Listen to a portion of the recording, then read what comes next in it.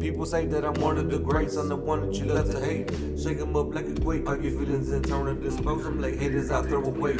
I'm forever blessed, got the spirit that's wholly controlling me, I ain't gotta coordinate. I just sit back and buckle my bells and I'm ready to blast in the stars of my destination. Melted broadcast, open vision. Melted broadcast, open vision. Melted broadcast, open vision. Melted broadcast, open vision. What's going on, everybody? This is Tony Mars with the Melted Broadcast. Today's guest, John Russell, psychic, paranormal investigator, multi-award-winning best-selling author. John Russell has been a professional psychic for 50 years. Internationally known, he has provided psychic readings for clients in over 40 countries and still reads for a worldwide clientele. He has been a paranormal researcher and investigator since age 11 and has experienced over 1,000 paranormal manifestations. In addition, he is a UFO experiencer. Over the decades, John has studied, investigated, and practiced an abundance of psychic paranormal disciplines. He is experienced in psychometry, clairvoyance, remote viewing, séances, telekinesis, crystal ball gazing, ghost, hauntings, ESP, paranormal investigations, UFOs, mediumship, tarot readings, healing, remote healing, utilizing crystals, stones, runes, and many, many other aspects of the psychic, occult, spiritual, religious, and paranormal realms. John filmed a TV pilot for the History Channel in which he psychically explored the assassination of President Abraham Lincoln. The accuracy of John's psychic insights during his investigations were verified by docents at the historic sites he explored as well as the production team, and he also stimulated paranormal activity, some of which was captured on film. For over 18 years, he has been a popular featured guest heard worldwide on over 100 different radio shows and podcasts, including appearances on 9 different United Kingdom podcasts. Recently, in the space of a few years, John has been interviewed over 170 times, including 10 appearances to date on Coast to Coast AM with George Norrie. He's a published author of nonfiction with 3 multi-award-winning books in print, Writing with Ghosts, Angels, and the Spirits of the Dead, and A Knock in the Attic. A third book, 20 Ways to Increase Your Psychic Abilities, was published in 2023 and hit the Barnes & Noble Top 100 best-selling books. And John's finished authoring his 4th book, The Crying Tree and the Magic Rock, due for publication in 2024, and is writing his 5th volume now, The Cansack Ghost. Welcome to the conversation, John. Hey, Anthony, it's great to be here. How are you today? I'm pretty good. How are you doing? Well, I can't complain. My allergies are driving me crazy, but other than that, I think I'm all right. Join the club with the allergies. Oh man, I tell you, we're here in Florida and we've got the yellow pollen, and it looks like yellow snow outside. It's just crazy. It's ridiculous. Yeah, it's horrible. So I'm so excited really to have you on because you're like so multi-talented. You've got a Oh, lot. bless your heart. I appreciate it. I appreciate it. And I did read one of your books, and what I found was that you're an artist as well. So I have a question for you on that. Okay. Have you ever painted any of the stuff that like your experiences? I haven't directly painted my experiences, but I have done automatic painting. Uh, And for people that may not be familiar with what that is, it's the same thing as automatic writing. So you Okay. just do it with painting instead of writing. And for those that may not know what automatic writing is, very simply, that you sit down with a pen and paper and you ask spirit to write through you, and you don't try and consciously control the words or the movements or whatever, and you just let your hand write, and then you read what's read. So that's automatic writing. So I did experiment with automatic painting, and I really got some incredible things, some incredible images that came through. And one was actually, um, I don't know if you'd call it prophetic or prophecy in reverse or just some type of enlightenment or some type of revelation. But there was a woman that wanted to date me, and I received all kinds of alarm bells from the other side about her. And when I was doing this automatic painting, I didn't look at it until I got through with it. When I got through with it, I stepped back, and it was basically a figure that I interpreted as myself carrying this woman like a bride over the threshold. What? And, and this woman was wanting to be, involved in a serious relationship with me. And she had her arm down, hanging down and reaching for a rock. And the impression that I got from the painting was she was going to get that rock and beat me up the side of the head with it. And the scuttlebutt was that she had killed her husband. What? And, What? and so it was like, wow, this is really not only apropos but enlightening and a little frightening. So I have done automatic painting. So needless to say, you didn't marry her, right? I didn't marry her. No, I ran. Run for the hills. Good deal. Yeah. I did read. So we got a lot to cover, but I did read A Writing with Ghosts, Angels, and the Spirits of the Dead. I really enjoyed that how you wrote that book. You did every chapter as your an experience that you had. Right. Yeah. And the way that book came about, I had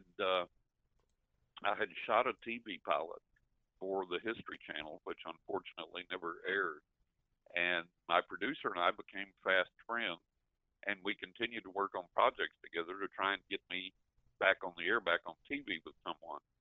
So, we discussed all the paranormal manifestations I've experienced over the years, way over 1,000 physical paranormal manifestations.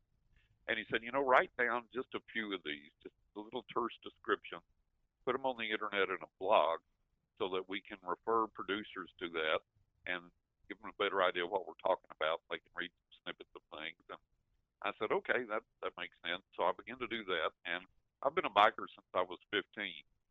And on this, the latest bike I have, I was riding throughout Florida and Georgia here, and I began to have some really spectacular, over-the-top paranormal experiences associated with my ride that, even by my standards, I thought were really spectacular and over-the-top.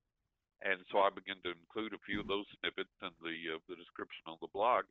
And then it dawned on me one day, I was standing there in my kitchen doing something, and it was like, these experiences are so dramatic, so entertaining, and so informative, so educational spiritually, that I need to sit down and write out the full description of each event, exactly what happened, go into detail, and then I need to collect these together and make a book out of this, and that's going to be my psychic legacy I'm going to leave behind.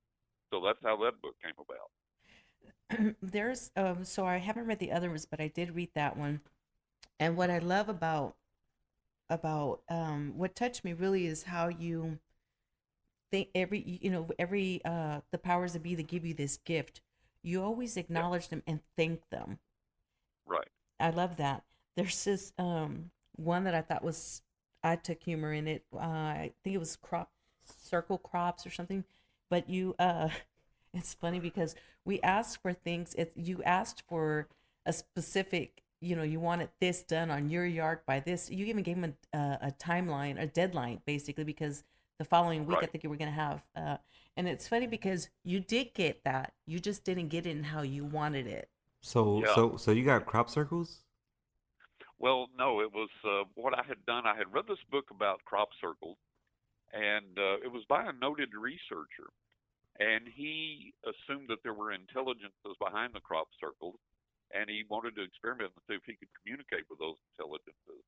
So outside of his office window, he had a particular patch of grass, and he asked that the intelligences make a symbol in that grass and make the symbol a specific symbol that he was thinking about and do it within a specific time frame. And lo and behold, that symbol appeared in a specific time frame. So I thought, wow, that's Nice. really interesting. I want to see if I can do that. So in that particular chapter I write about in my first book, Writing with Ghosts, Angels, and the Spirits of the Dead, I set out one morning. I had the day off, and I sat outside, and I asked the crop circle intelligences to make a certain design in a particular area of grass there in my backyard, and left it to the powers that be. And then I went on my ride, and I experienced a ton of things that day, a lot of them related to grass, and a lot of really spectacular paranormal incidents. but didn't get anything in the grass at home. But nonetheless, enough things occurred, and enough things occurred with the grass that I definitely know the intelligences behind the crop circles heard me, responded to me, and gave me those signs that day. And there were just a ton of signs, a multitude of signs. So that was a really great experiment, and it convinced me that that these intelligences do hear us, can communicate with us, and it's something that I want to pursue further when I have the time. And I'm just pressed for time. I don't have that much time, unfortunately. Yeah. Yeah, I chuckled at that chapter because it's like, okay, you think about it, we ask for specific things, but of what we want, right? But most of the times we don't get what we want, we get what we need, but it's still within that same what we asked for. So that was pretty cool. I like Right, that. right. Yeah, we don't always get what we need. Sometimes we do. Like for example, when with the Lincoln assassination, when I did the psychic investigation of the Lincoln assassination, I became absolutely obsessed with finding Lincoln's funeral hearse, and nobody seemed to know its whereabouts. Nobody seemed to know what had happened to it, and it was such an urgent thing to me for some reason, and it was just an obsession with me for a long time. And then after we moved to Florida, it still became an obsession with me. And I would think about it off and on and go, I wonder why I couldn't connect with that. I wonder why anybody didn't know its whereabouts or what happened to it. And then I was led to take a motorcycle ride one day to this museum, and lo and behold, the first thing that I find in there is Lincoln's funeral hearse. I know. I read that, and when I my heart started pounding because I felt, oh my gosh, he's gonna put in there that he found it. I ran in there and I told Tony, I said, I think he's gonna find it because I'm reading to this point right now, and I think he's gonna find it. So I got a little Right. excited about that. How long had it been since when you first started that you finally found it? Had there been a long gap? Have I been to where? Was there a long gap between the time you got obsessed with wanting to find it and to the point where you did find it? How long of a gap Oh, was yeah, that? yeah, yeah, yeah. It was a considerable amount of time. We had finished shooting the pilot, and several years had gone by before we moved to Florida, and then we had lived here several years. So it was important enough to me and important enough to the other side that they understood that even though that much time had gone by, that it was still something that was meaningful to me, and that they had the capability to grant that request to me. And it just took that move of many years and thousands of miles and a ride of several hundred miles to make it happen.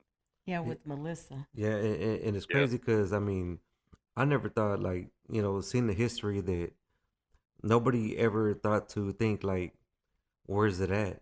It's missing. It was never shown. So for you to Right. find it, I mean, that's pretty amazing. So I have a question for those who don't know, because I kind of don't know, but remote monitoring, what is that? Well, anything that you do remotely, whether it's remote psychometry, remote viewing, remote monitoring, whatever, anything you do remotely is just exercising a psychic gift that enables you to see at a distance. Okay. So you're using your psychic power, for example, um, to see into someone's house, or to see across the world and see what someone's doing. And we have like our remote viewers that do that for the government. That remote view our enemies around the world and try and enter into secret locations and view secret files and secret things, see what's going on.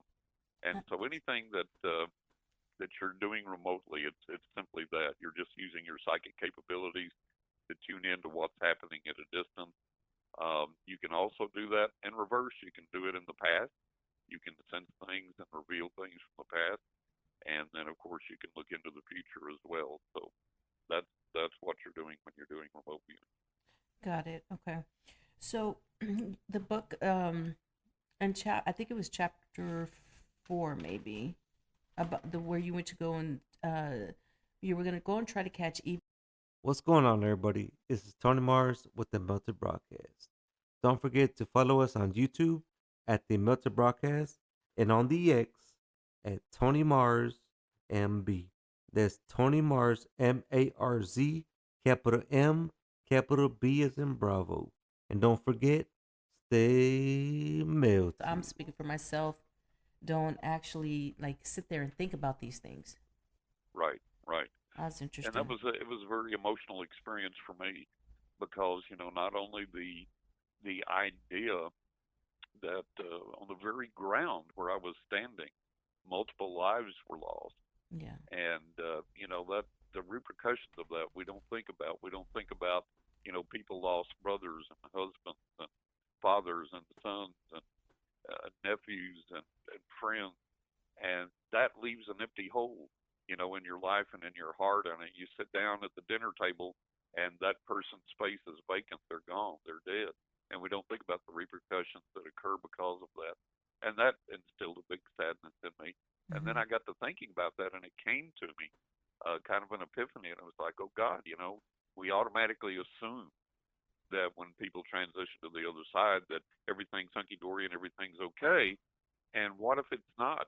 What if we get to the other side, and during that transition and during that learning process, during that growth process, before we achieve any peace or enlightenment or whatever, what if you're still my enemy?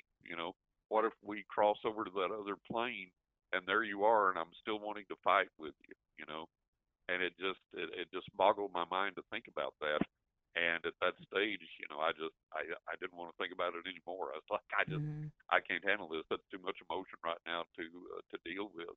And it was a very enlightening, a very traumatic, very emotional experience, to go there and to experience all those things, to have those thoughts come, to deal with all those emotions, and then of course to experience psychically, Hmm.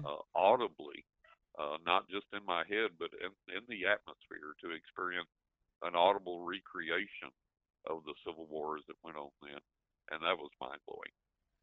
Yeah, I'll just mention it because Tony didn't read that, but basically you went there to try and catch the EVPs, and when you went, I think into the main building or something, you thought that there Right, was a reenactment going on, and but it wasn't. It was right, actually, yeah, what you saw were the soldiers actually that were there before. How do you right. when you just I'm guessing it takes energy from you, when you tap into your psychic abilities. How does that, like health wise, does that get you tired real easy? Yeah. Well, it actually doesn't. I'm usually invigorated after I do my readings and after I do investigations and after I have these experiences. It's actually usually pretty invigorating, and I can be I can be having a bad day or be tired or be tired physically, tired mentally, whatever. And then it's time for me to read for my clients. And when I read, like with each reading, like my energy level builds. And It- by the time that I finish doing the readings, I'm actually usually more energized than I was when I started. And likewise, the same doing the paranormal investigation. It seems like I gain a tremendous amount of energy from that. So it's something that's never tired me out. And that's a question a lot of people ask. And it's like, don't you get tired? Doesn't this exhaust you? And you would think so, but it doesn't.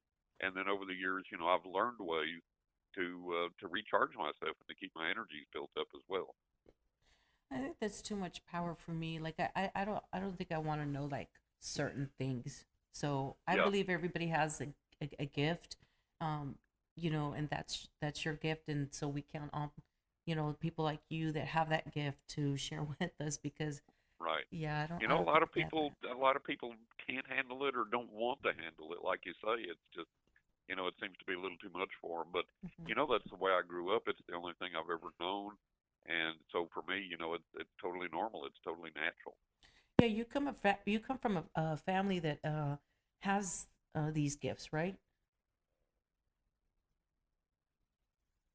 Yeah, my mother, she had a little bit of a gift, not as much as mine, but her family, her side of the family, was very interested, very involved in psychic things and paranormal experiences. A lot of her family had had paranormal experiences, had a little bit of a psychic gift.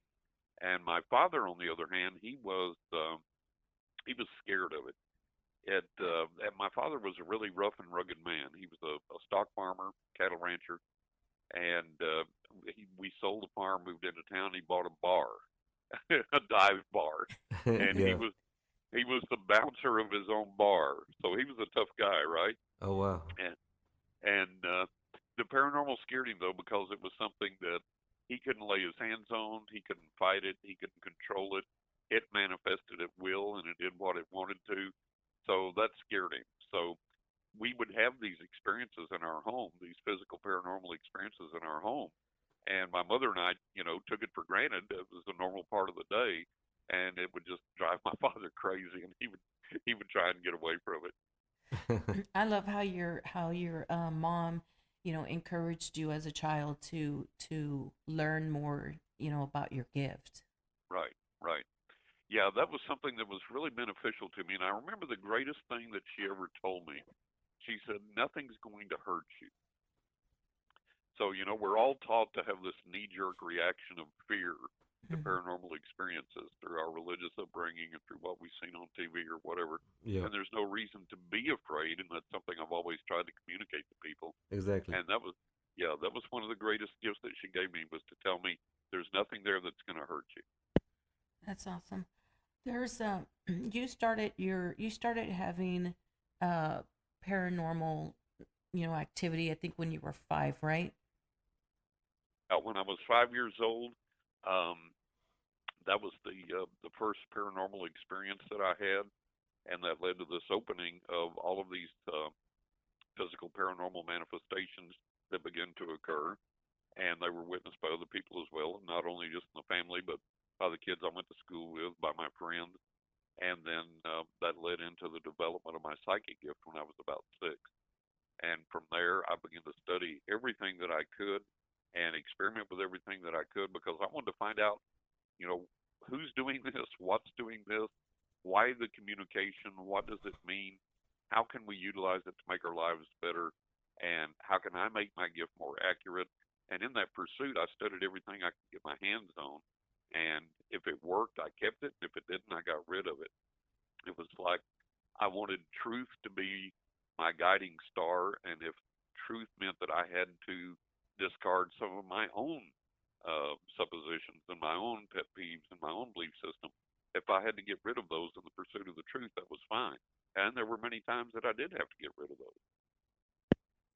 Well, um, so there was something I read. I think it's a dedication in one of your books.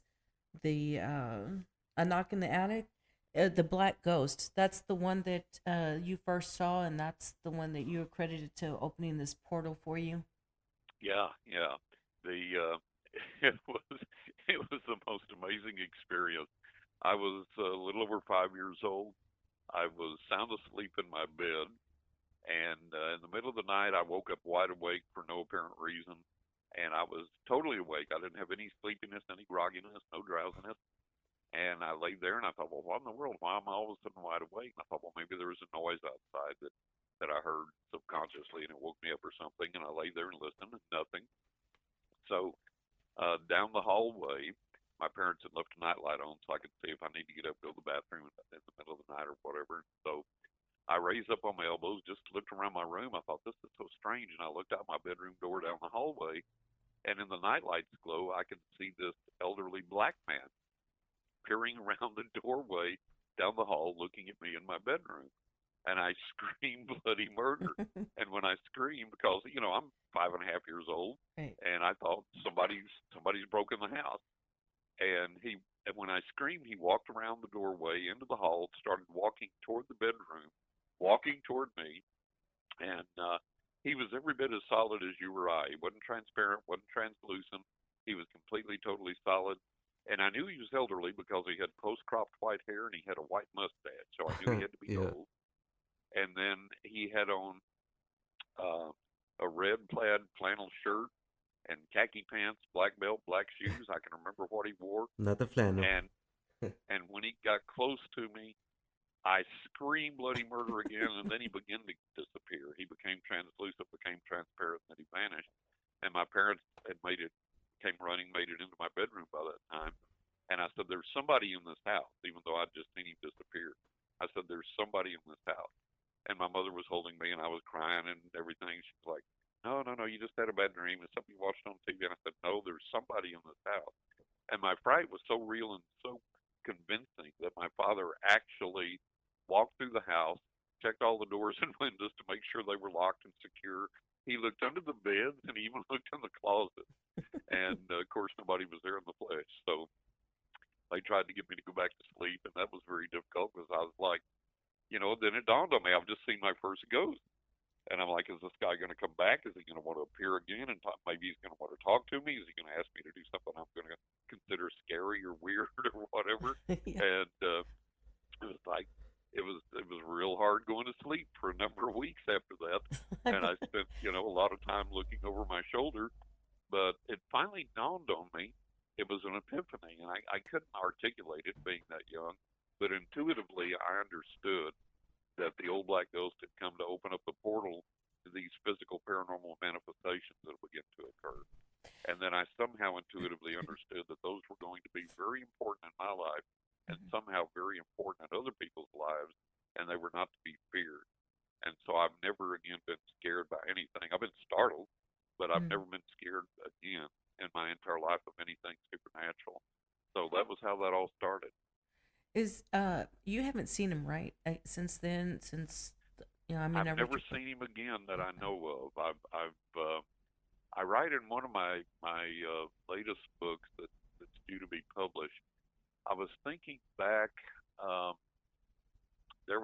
To me, there was a paranormal component to this, and it was when I had started riding motorcycles, and there was this old black man in this old beat up green pickup truck that would appear literally just like out of the blue and get up beside me and look over at me and grin real big and then swerve at me like he was going to hit me or run me off the road. And he never did. But it was just like he was just testing me, just trying to scare me. Mm-hmm. And it wasn't just me that saw him, because there was multiple times that this occurred. And like I said, it was always this out of the blue. And here this guy is like, where the heck did you come from? And I remember this one time, and I began to think, maybe it's just me. Maybe I'm just having this experience, psychically myself. Nobody else sees it. But there was one other time that this guy was doing this, and these guys pulled up beside me in their car. And they said, hey, man, what's the deal with this guy? What's he trying to do? I don't know. They asked, do you know him? I said, no, I've never seen him before. I don't know him. I've seen him before, but I don't know him, don't know who he is or why he's doing this. And they said, all right, we're going to get up here and block his truck, and you zip by and we'll keep him blocked in. I said, okay, great. So they blocked him in. I zipped by, got on down the road. But that used to occur frequently, and I often wondered if it was the same old black ghost. And, people would look at that and take it as a menace or a threat or something malevolent or something evil. And I never did. In retrospect, I looked at it like it was kind of a test to see, like, if you get serious about biking, if you're going to be a biker, you're going to be a rider, it's dangerous in and of itself. And then you're out on the city streets with no protection around you like you have in a car. And it's a very dangerous love. I've been very fortunate. I've done it since I was 15. I'm 70 now, and I've never wrecked. So I've been really, really blessed. But it is a very, very dangerous love. It's a very dangerous sport. And it felt to me like this guy was kind of like, hey, are you on your game here? Do you really have enough ice in your veins to get out here on the streets and really do this? And to me, that's the way it felt. So that was the way that I interpreted it. Somebody else might have looked at it, that experience, and go, oh my God, some demon from hell trying to kill me. But, Right. that never occurred to me. It never came across to me that way. I wonder if the ghost that you first saw when you were like a little over 5, if that was just his purpose was to, because you haven't seen him again, it was just to open that portal for you. Yeah, that's the assumption that I made, was that he came for that specific purpose, was to open up that portal to these experiences on the other side. And then out of that, my psychic gift grew out of that, and these experiences continued. And I began to study and learn, and I believe that's why he came.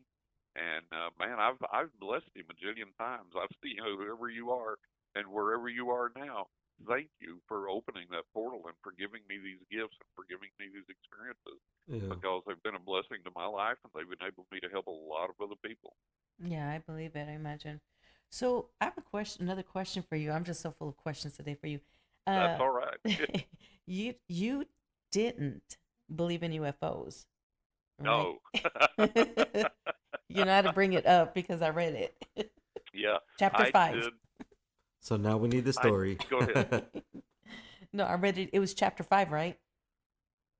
Yeah, Yeah. I did not believe in UFOs. I had all these paranormal experiences, and by the time I had turned 18, I was doing readings professionally, and I was around 20 years old. I had seen people's interviews on TV. I'd read the magazines. I'd read the books about UFOs, and it just didn't ring true with me. I just didn't believe it. I did not believe in UFOs, even though I'd had all these phenomenal paranormal experiences. And so I one day I was at this building. It was about this is growing. I grew up in West Texas, and there's all kinds of hellish weather there, tornadoes and baseball, softball sized hail, damaging winds, and all kinds of stuff. And so this is the way I grew up, and I grew up with all this weather phenomena, so I was familiar with it, somewhat used to it. And it was about 4 in the afternoon, maybe a little earlier, and I had gone to this place, and I had parked my car in this parking lot. It was an open parking lot. There weren't many cars in it, and it was only across a narrow two-lane street to get to this building I went into. And when I came out the door of that building, I could look across the street and see my car in the parking lot. It was close. And so I came out, and this gust of wind hit me in the face, and I was like, oh boy. I looked up, and it was overcast, and I said, well, here we go, one of our thunderstorms, possibly tornadoes, or maybe even hail or whatever, so I better make a run for the car while I can. And I closed the door, and I started to go toward the parking lot. And in the parking lot, from the clouds up above, there was a column of a cloud that was about 4 or 5 feet diameter, roughly, and it extended from the clouds above completely down into the parking lot and touched the asphalt in the parking lot, and it was by my car. And I looked at this thing, and I was like, what is this? This is not a tornado, and it's not a dust devil. I don't know what this thing is. And I was just standing there looking at it, trying to figure it out. And as I looked at it, there were these glowing orbs of phosphorescent, light, fluorescent light, about the size of a soccer ball or maybe a basketball, that would protrude from within the cloud and almost come out of it and then recede back into it. And those orbs of light did that all the way up and down the length of the cloud, all the way around the cloud. And the colors were so bright. They were like these fluorescent blues and oranges and reds and yellows and greens. And I was like, what in God's name is this? And I was standing there just mesmerized looking at this. And I had no idea what to do. And I get this strange notion in my head all of a sudden, and this voice says, walk toward the cloud. I'm like, oh yeah, like this is a sensible thing to do. So nonetheless, I took a few steps toward the cloud, and it advanced toward me in the parking lot, still staying on the ground. And I stopped, and it stopped. I backed up, and it backed up, and I looked at it, and I walked toward it again, and it moved toward me. And when I stopped, it stopped. When I backed up, it backed up. So I'm standing up by the building again, up by the door, and the door opens, whacks me in the back, nearly knocks me down. And a buddy of mine comes out, and he goes, oh, man, I'm sorry. He said, what are you doing standing so close to the door anyways? And he looks up at the clouds, and he goes, oh, boy, it looks like we're in for it, huh? And then he looks in the parking lot, and he goes, what in the world is that? And I'm like, oh, thank God he sees it too, right? So I said, watch this. And I walk toward the cloud, and it moves toward me. And I stop, it stops, I back up, and it backs up. And I do that a few more times. And I said, isn't that the craziest thing you've ever seen? He looks at me like I'm the craziest thing he's ever seen. He says, bye. He's out of there. It scares him to death. His car is parked the other way, so he's going the other way. And I'm like, oh, great. Here I am alone again with this thing. What do I do? So about that time, it shoots back up into the clouds above, and the clouds start to rush over. So I'm like, okay. So I run for my car, get in my car, and I'm sitting there, and I think, what in the world is that? And so I start my car up. Hang on just a split second.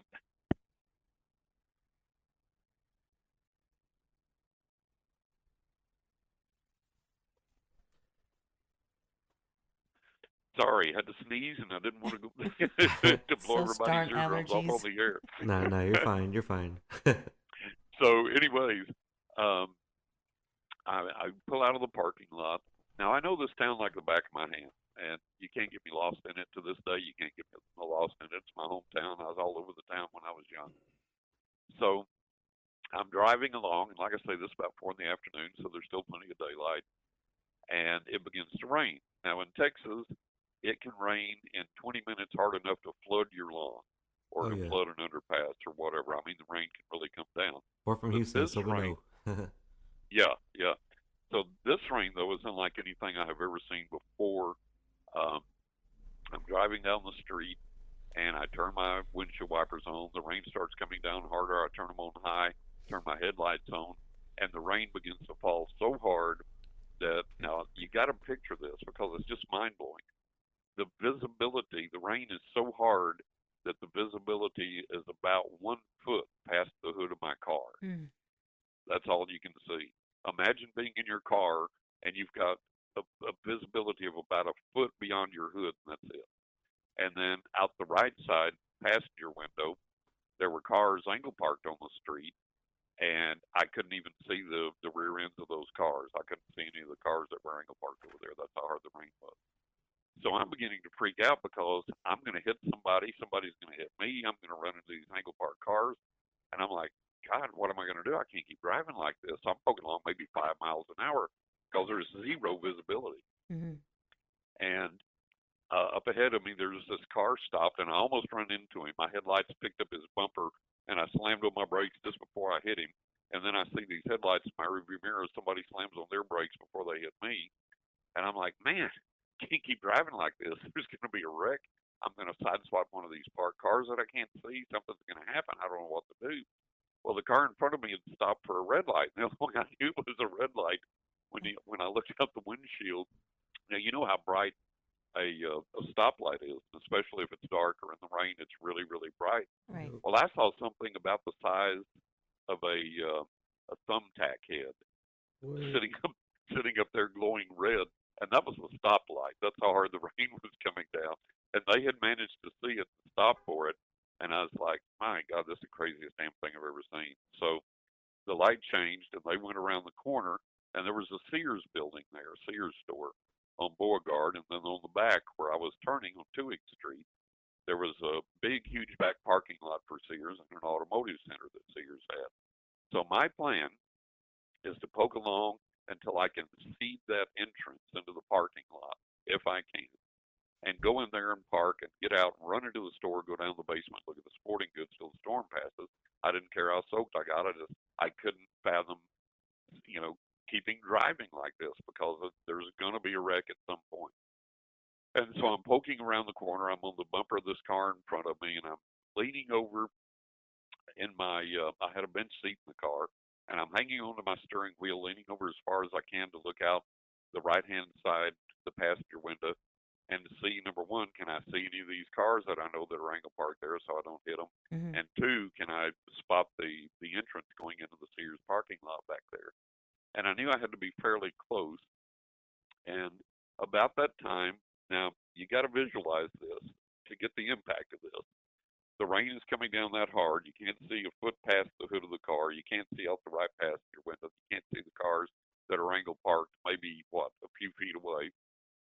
And with the rain coming down that hard and the visibility is zero, right now it's clear. It's instantly clear.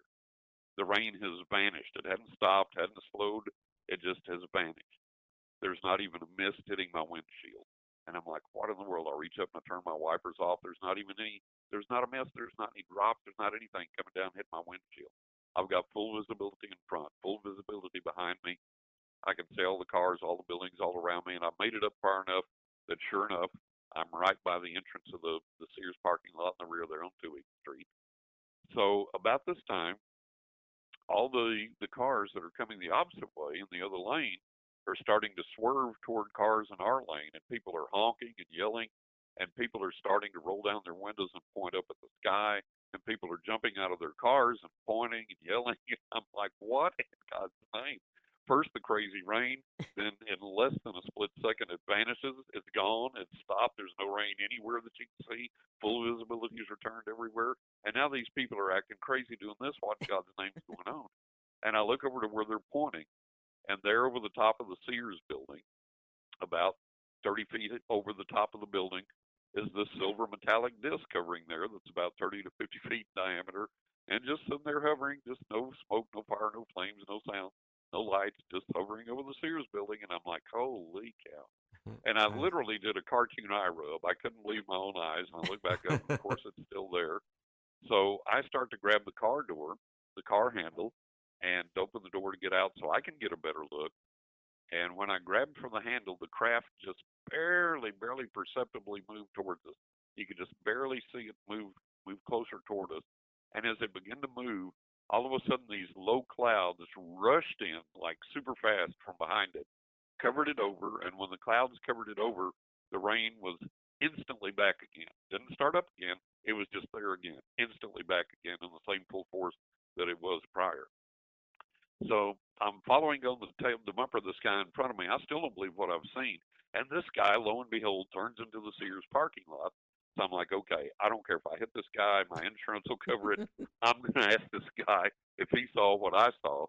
And so he parks, jumps out. I park, jump out. The rain is coming down so hard, it hurts. I mean, it literally hurts. And I'm shielding my eyes, and I run behind him into the Sears store there. And he was standing there on a mat in the store just with his head hung down. I remember he wore glasses. I didn't. His glasses were all beaded with water, and both of us were dripping water like we just come out of the shower. And I walked around. I stood in front of him. He didn't even know I was there for a second. He was just staring down at the floor. And I said, "Sir, excuse me." He looked up at me and kind of like, "Oh." And I said, "Did you see what I just saw?" And he looked at me for a little bit, and he said, "Yeah, but I damn sure ain't going to tell nobody." And he sidestepped me, and he walked off through the store. And so that was my, come to Jesus meeting with UFOs. That was my, point in time where I had to change denominations and say, okay, yeah, they are real. Yeah, they do exist, because I've seen one up close and personal in the presence of witnesses in daylight. So I had to acknowledge that they were real, that they do exist. Mm-hmm. And since that time, I've had several more sightings, and the one thing that I've never done, and any truthfully good, really reliable UFO researcher is going to tell you this. One thing that I have not done, I haven't pretended to know where they come from, who pilots them, what their intentions are, or whatever, because I don't know. I've tried to ascertain that, and I haven't.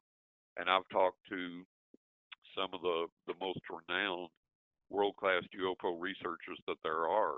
And I've asked them, I said, "Do you have any inclination of their motives or why they're here or what their purpose is or, whatever?" And they said, "The best we can tell, there are several different alien races or species or whatever you want to call them. Mm-hmm. Why are they here? We don't know.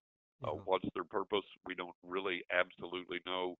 And there is a dearth of reliable information about true contact, reliable contact with any of these entities. So it's still a huge mystery, but it's one that I'm convinced that our government does know, and that's why so many of us continue to push for disclosure, is that Mm-hmm. it's incomprehensible that our government wouldn't know after all these years and after all the countless experiences that our military's had, the scientific community has had, all the people that, on the planet that have experienced UFO encounters, abductions, so on and so forth. Somebody's got to know what's going on, but the reason they're keeping it a secret is just as mysterious as the activities of the UFOs themselves. But yeah, that was when I had to start believing in UFOs. I hear you.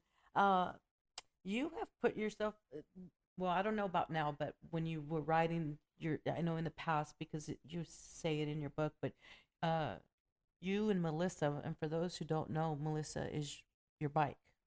Yeah, that's my bike. How is Melissa? Melissa is great. She is due to health issues. I haven't been able to ride for a few years now, but Melissa is sitting in the garage patiently waiting, and I've got almost 114,000 miles Mm. on that bike alone. And is And anybody Melissa a Indian or Harley Davidson? it's a Honda Oh, I okay. VTX 1300C, Oh, nice. and for anybody that knows motorcycling, 114,000 miles on a bike is a ton of miles as a rider, Yeah, and that's you're just on riding. that bike alone that I put on Yeah, there. you're Yeah, riding. Yeah, but but I think that that was great that you. I love. I've been on a bike, but I loved when. So I can only. I really can't imagine you going to these adventures with Melissa, but for just a little bit, I know what you're saying when you talk about there's no better feeling than when you're on that bike and you're going through, like, say, a country road. Because I'd like going through the country roads, and it's the peace, it's the freedom, it's the It is, everything yeah, that you get yeah. to see, all the beauty of the different colors, the landscape, and for Yeah, and you don't have the cage surrounding you. You know, you're out there in the open. You feel the air and you yes, feel the elements and you feel the wind and you smell the smells more intensely and the vibration of the bike and the hmm vibration coming up from the road and the changes in the road and the terrain and everything. And it's just you can't beat it. It's one of the most marvelous things there is. It really is a Zen experience. yeah. And I I was love. on. Oh, go ahead. Go ahead. No, Yeah, I go was ahead. gonna say I just love how you. It's just you and Melissa. And again, for those who don't know, it's his bike, his Honda bike. Yeah, But yeah. how y'all took these adventures together. I love Oh that. yeah. And me and her have gotten to know each other real well over the years, and hmm we have had so many Yeah. spectacular, wonderful adventures together. And I was on Fade to Black with Jimmy Church the other night, and he Yeah. just recently purchased a new bike, and we were getting our riding stories out of the way before we got on the air, but we still talked about it a little bit, and we were talking about that zen feeling that you get on a bike, and there's absolutely no other way to get it. And Yeah. I've even read statements by fighter pilots, jet fighter pilots, that said they couldn't wait to get on the ground and get on their motorcycle because there was nothing like that sensation, and you think, wow, being a fighter pilot, that would be the ultimate. But no, there was a lot of fighter pilots that said they couldn't wait to get back on the bike because nothing Oh felt yeah. that good. Yeah. Yeah. Yeah. So I have a question. So when we talk about disclosure, if we if we do get exposure, what do you expect from your view? That's a good question. That's a good question. Hang on just a split second, would you please? Hang on. Yes, sir.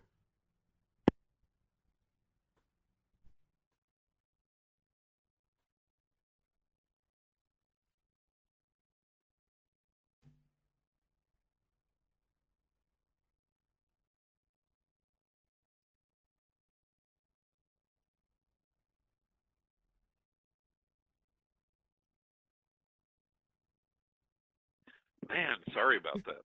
I have, No I problem. tell you, the allergies are just friggin' ridiculous. Not a But problem. as bad as it is, I have to be like mega, mega, mega, mega sick to ever miss an interview or a client.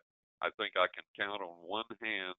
I've been reading professionally for 50 years, and I think I can count on one hand the number of times I've had to reschedule a client, and I think I can count on one hand, have fingers left over, the times that I've had to reschedule an interview for being sick and not being able to do it. So, but anyways, yeah, when disclosure happens, one of the things that people say about disclosure is that the aliens aren't willing to show themselves in a public manner in a widespread way because they know it'll send us into a nationwide or worldwide panic and it'll collapse religion, it'll collapse our economy, blah blah blah blah blah.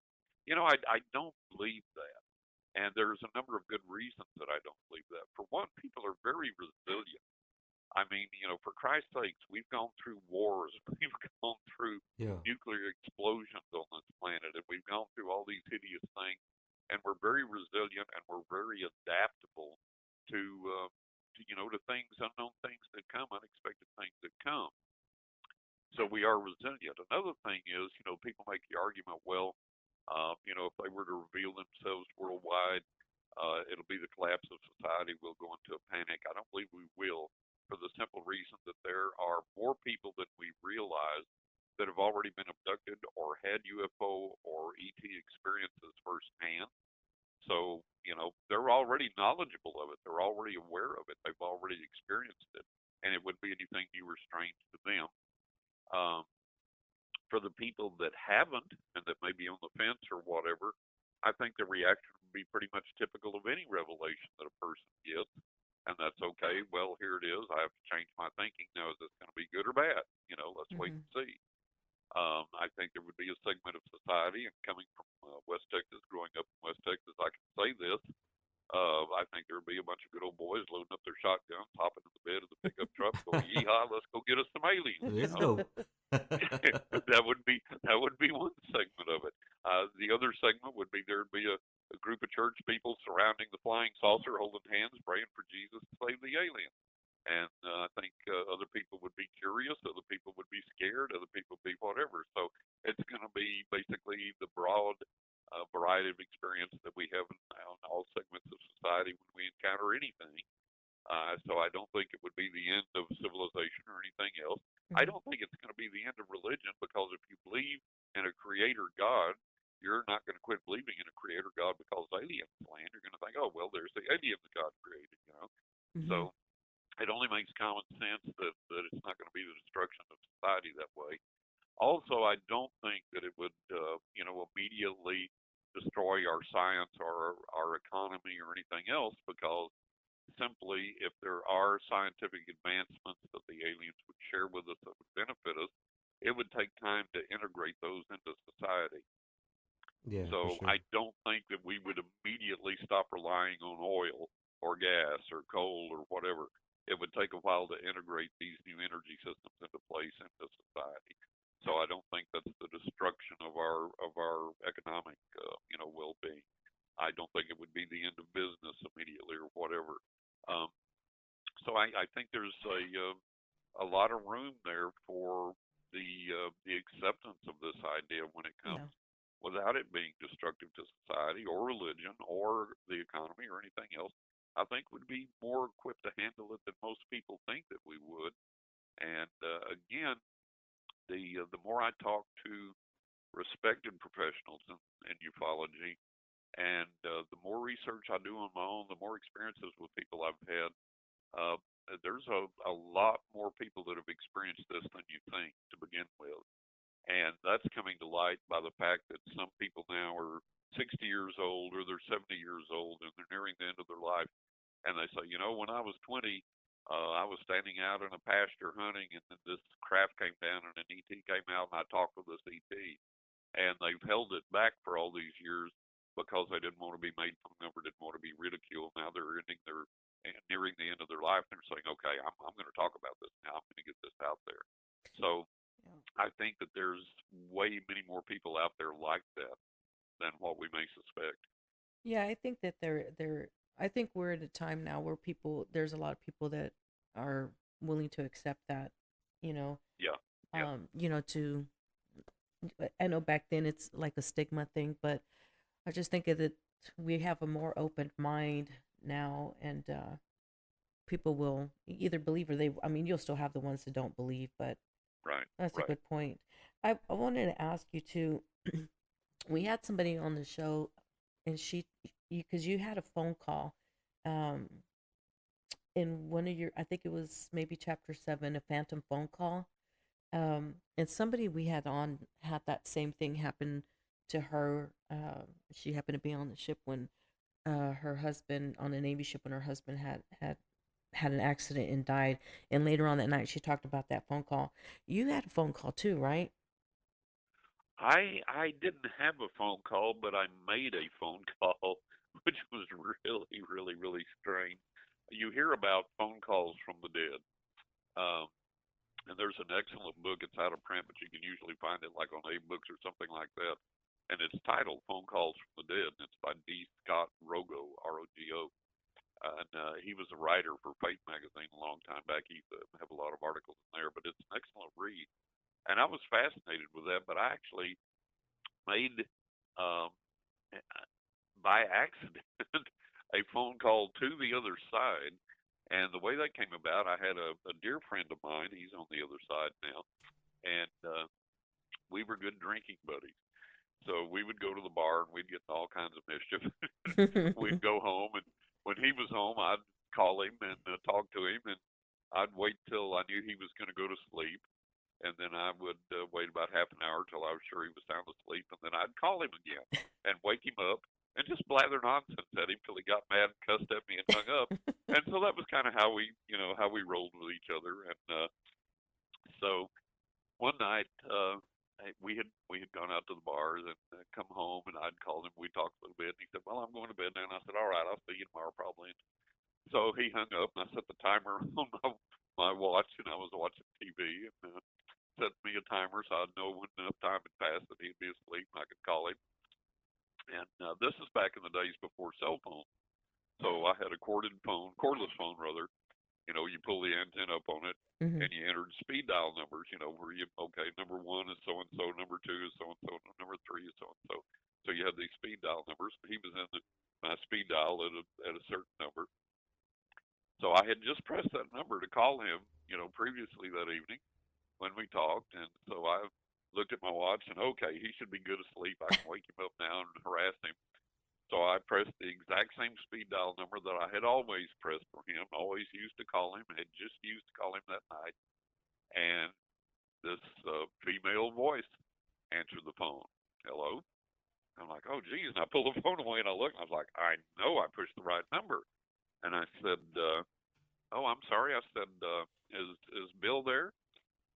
And she said, Bill. And I said, yeah. I said, I'm calling for Bill. I said, have I reached, and I read the number off, and I think she said yes. And I said, well, is Bill there? And she said, no, there's no Bill over here. And I said, ooh, that's creepy. What do you mean, no Bill over here? Mm-hmm. I said, that's pretty weird. So I'm like, okay. I said, well, I'm sorry. I said, I'm sure I dialed the right number. I said, are you a friend of Bill's, or is Bill gone out or something? And she goes, this is John Russell, isn't it? And I'm like, holy friggin' cow. I said, what is going on here? I said, yeah. And I said, I'm sorry, but I said, I don't know you. I don't recognize your voice or anything. And I was calling for Bill. Is this relative for Bill? Is this I think he had a daughter that sometimes stayed with us. Is this a daughter or whatever? And she didn't answer, and she sat there a little bit. She said, so this is John Russell. And I was like, what in the world? And I said, yeah. And I said, but I'm really sorry. I don't recognize your voice. Who is this? And she goes, so this is John Russell. And I said, yeah. And I said, and I kept trying to communicate with her, find out who she was and where the heck is Bill. And she goes, I'm very tired now. I'm going to sleep. Good night. And hung up. And I'm like, oh, no, you don't. Wait, and I come back. I clicked the exact same button again. And Bill answered. What? That was a phone call? Like, yeah. I'm oh sorry. my God. And I said, Bill, I said, I'm going to ask you something very serious, and I want you to be honest with me. I said, from the time I called you before till the time I called you just now, has your phone rang? He said, no. I said, have I talked to you between that last time? No. And he thinks I'm way too drunk by now or whatever. And I said, is there a woman there with you? Is one of your daughters there with you, or is there a woman there with you? He said, no, John. He said, what in the world's going on? What's the matter with you? And I said, I'll tell you tomorrow. I'll tell you tomorrow. So I hung up. So the next day we saw each other, and I told him what had happened. And the paranormal freaked him out like big time. He was like, nope, don't want anything to do with that. So he was like, John, don't even want to know, don't even want to hear anymore. So the only conclusion that I could come to, his wife had died, and I thought, okay, there's two options here. His wife watched our friendship develop and somehow intercepted that call that night, and that was how she knew who I was. Or there's some unknown woman on the other side that I have no idea who is, that for whatever reason is keeping tabs on me on this side of the world for whatever reason, and managed to intercept that call that night. And go, oh yeah, this is John Russell. Okay, but wouldn't tell me who she was. So either way, it was pretty funky. But that was my phone call to a ghost. But she said no one on this side.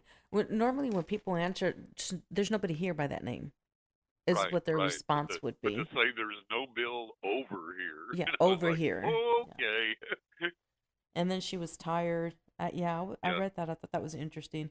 And I don't know much about the paranormal and the ghosts and spirits and stuff. But from what I am learning is when people say that they use energy, to communicate.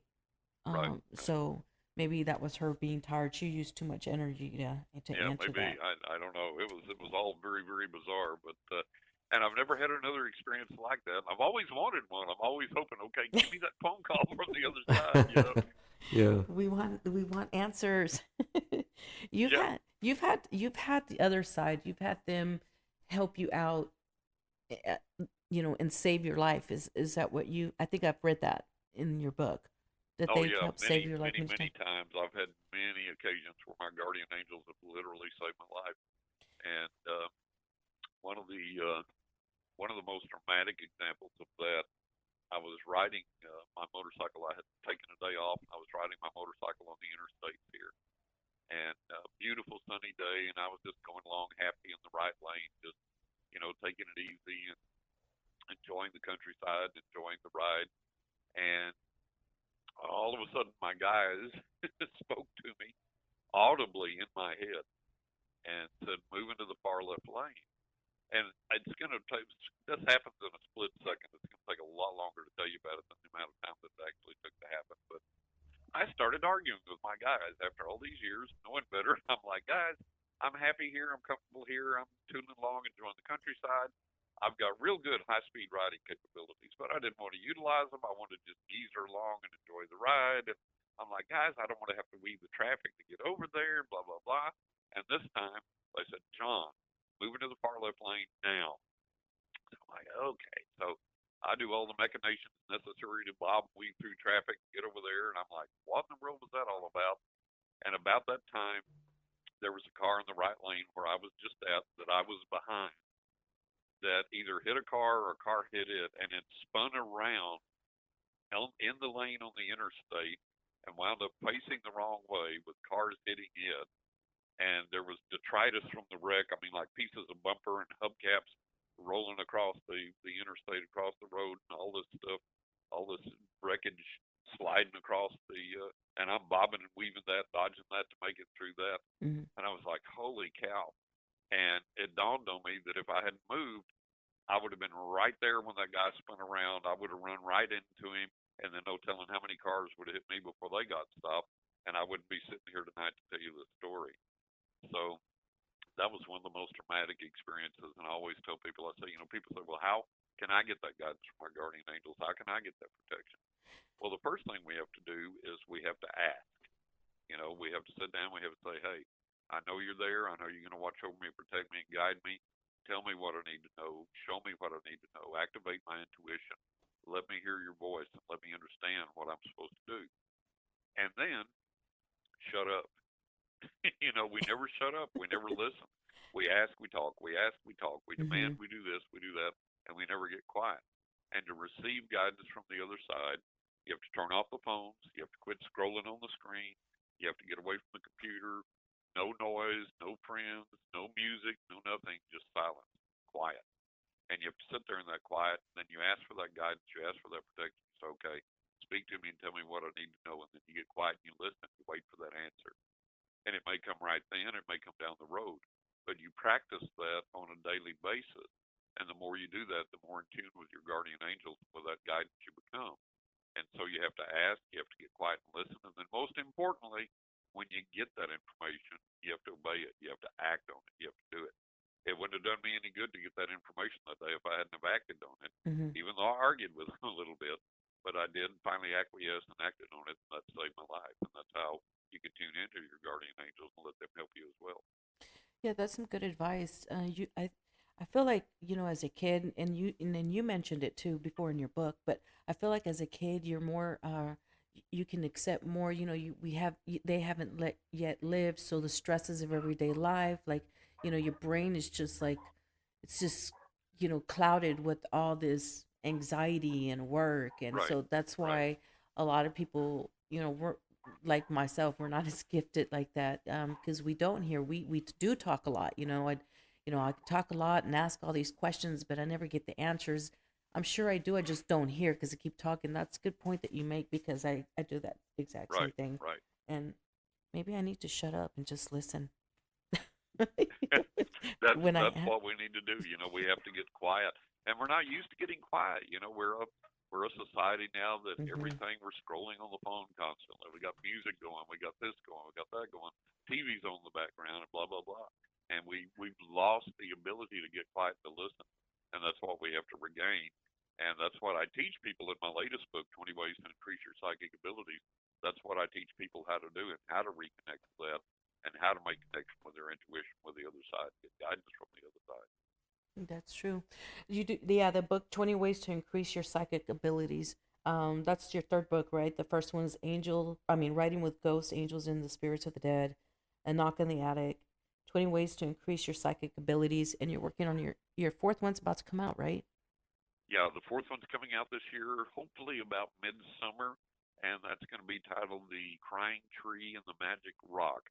And that's going to be more true paranormal experiences, what they've taught me, what I pass on to the reader, what they can learn from that.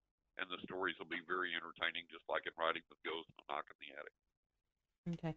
And we didn't get into, we did get into some of the psychic stuff, but I think you've given advice before, but you have a website they can go to look at too whenever they have like advice on checking out who the people that they go to, right? To check out their, if there's any like recommendations or to make sure they're legit, like what their reviews are and stuff like that. That's why I haven't gone. Yeah, I don't have a way to recommend other people. There's so many frauds and phonies out there as far as psychic goes. And, I tell people, I say, look, every psychic should have a website with a lot of recommendations, a lot of testimonials, like my website, johnrussell.net. That's for my psychic work. And it has my qualifications on there, my background, all about me. It's got my media appearances, media testimonials, over 80 client testimonials about their reading. Nice. And so if you're thinking about going to somebody, they should have something that you can vet, that you can check out, that you can run them through the grinder. And then, always look at the person, even if they are legit, look at them and say, does this person feel right for me? Is this the person I want to do a reading with? So that has to be part of that judgment. Yeah, true. So what can we look forward to? I know you got a lot of books going on, but 2 more books coming out. Anything else going on? Yeah, I'm continuing to do my readings. I continue to maintain a full interview schedule since 2020. I've been interviewed over 170 times. I've got a bunch more interviews scheduled this month, next month already. So the interviews keep coming. I still read for a worldwide clientele, and then writing on a lot of books. There's still going to be a lot more books to come out. Some follow-ups on current books that I've done. And right now I'm working on a crime fiction novel with paranormal overtone.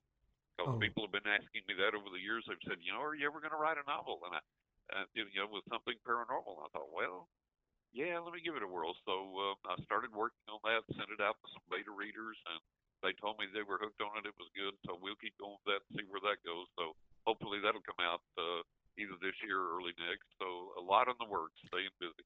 Nice. It does sound like you're staying busy. Well, we really appreciate your time, Mr. Russell, and thank you so much for coming on the broadcast. Yeah, we really it's appreciate it. It's been my pleasure. Anthony, Mary, it's been great. I appreciate it. Appreciate you guys having me. And it's been my pleasure, and I hope the listeners enjoy. Yeah, and once again, put out your website, and that's the site where people can go and buy these books and look forward to your upcoming books that are due to come out soon, right? Everybody, please check them out. If they want to check on just the books, if they're just interested in the books, they can go to johnrussellauthor.com. Okay. So that's .com, johnrussellauthor.com. If they're wanting to know more about getting a psychic reading or about the psychic side of things, johnrussell.net. And then johnrussellauthor.com for the book. All right, there you go, folks.